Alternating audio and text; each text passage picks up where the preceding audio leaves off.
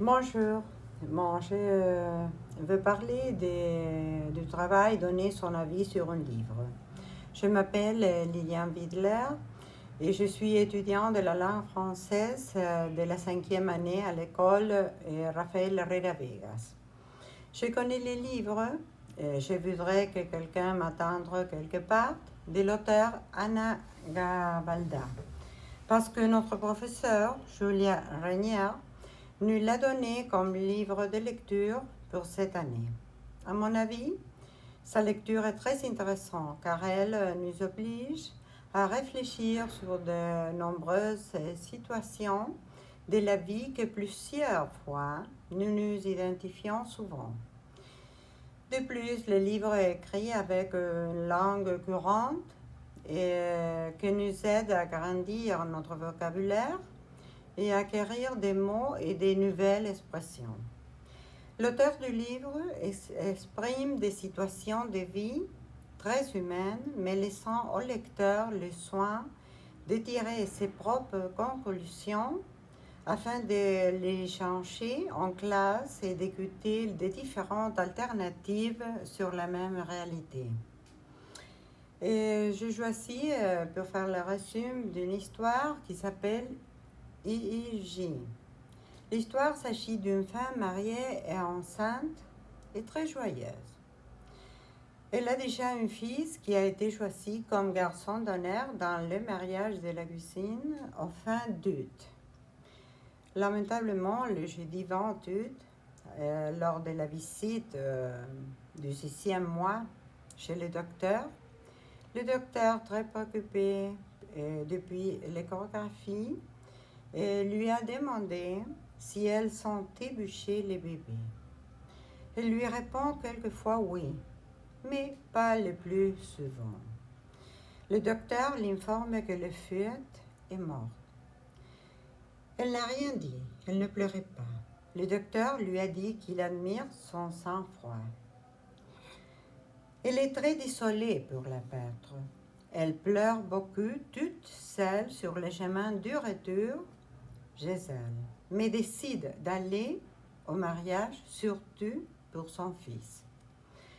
Avant d'aller à l'église avec son mari et son fils, elle s'arrête à la clinique pour prendre les comprimés terribles qui expulsent tous les bébés, désirés ou non. Elle a jeté du riz à son mari et elle but une coupe de champagne. Elle voyait son petit-fils très heureux. Elle était tranquille avec son décision d'aller au mariage, malgré la mort de son bébé. Mon avis. Quand on commence à lire cette histoire, il semble que la protagoniste ne voulait pas être enceinte.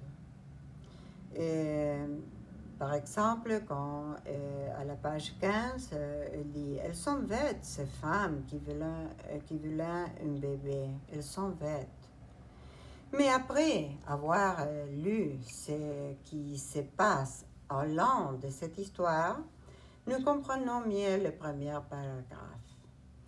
Elle était très contente de sa famille et de la naissance d'un nouveau bébé. Elle l'avait prévu avant les tests et sûrement elle a également parlé avec son mari et avec son fils de sa grossesse. À cause de la mort subite de son bébé, elle a dû faire face à la perdre en pleurant seule. Cependant, sa tristesse, elle a également pris la décision d'aller de l'avant, pour elle et aussi pour sa famille. Tout duel prend du temps. J'adore cette histoire, car elle nous fait réfléchir sur le sens des duels. Pour guérir tant de souffrances, il faut du temps, et la fin est l'espoir de l'avenir. Je recommande de lire aussi Cet homme et cette femme de Oppeltach, Les faits du jour. Ce sont des histoires de vie actuelles, intéressantes et très profondes. Et je n'ai pas le temps de lire les paragraphes très importants de cette histoire, mais oui, je veux dire les mots et les nouvelles expressions que j'ai appris dans cette histoire.